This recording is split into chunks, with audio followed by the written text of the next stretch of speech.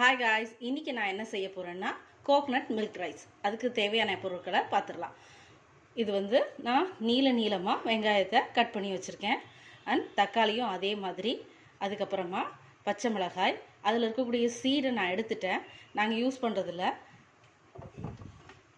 Next இதில் கல்பாசி, 2 ஏலக்காய், 3 கிராம்பு, ஒரு பட்டை வச்சுருக்கேன். இஞ்சி பூண்டு பேஸ்ட்டு. இப்போ செய்ய ஆரம்பிச்சிடலாம். குக்கர் சூடாயிடுச்சு. இப்போ இதில் ஆயில் சேர்த்துக்கலாம்.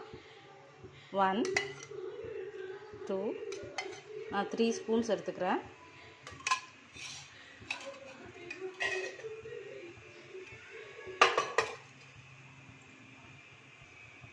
எண்ணெய் சூடாயிட்ட இந்த சமயத்தில் நம்ம எடுத்து வச்ச பட்டை, ஏலக்காய், கல்பாசி, கிராம்பு இதெல்லாம் சேர்த்துட்டோம்.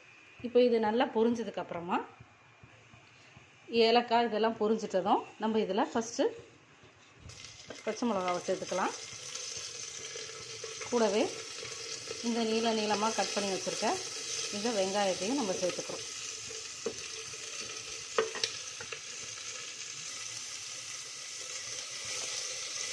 இது லைட்டாக கோல்டன் ப்ரௌன் வர நேரத்தில் நம்ம தக்காளியை சேர்த்துருவோம்.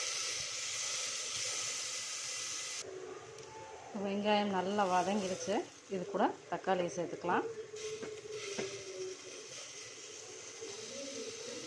இஞ்சி பூண்டு பேஸ்ட்டு அதையும் சேர்த்துருவோம். இப்போ வெங்காயம், தக்காளி இது எல்லாமே வதங்கிடுச்சு.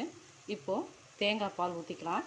இது ஒரு தேங்காவுடைய பாதி எடுத்து அதில் தண்ணி சேர்த்து இதில் டோட்டலாக இதில் 300 ml இந்த மில்க் இப்போ நான் ஆட் பண்ணியிருக்கேன். தேவையான உப்பு சேர்த்துக்கலாம்.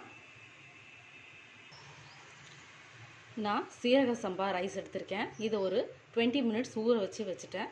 இப்போ இதை வாஷ் பண்ணி எடுத்துகிட்டு வந்திருக்கேன். இதில் சேர்த்துக்கலாம். இது 200 கிராம்ஸ் ரைஸ். இது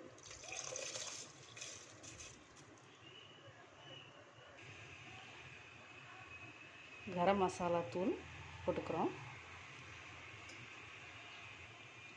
இப்போ கொதிக்க ஆரம்பித்ததும் நம்ம லிட்டை போட்டு க்ளோஸ் பண்ணிவிட்டு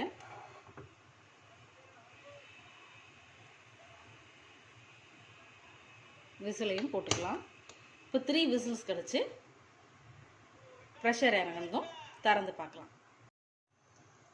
இப்போ ப்ரெஷர்லாம் ரிலீஸ் ஆகிடுச்சு. நம்ம விசில் எடுத்துட்டு குக்கரை ஓப்பன் பண்ணிவிடுவோம். தேங்காய் பால் சாதம் செஞ்சுருக்கேன். அதோட ஆம்லேட், ரைத்தா. ஸோ நீங்களும் செஞ்சு பார்த்து என்ஜாய் பண்ணுங்கள். தேங்க்யூ. Bye all.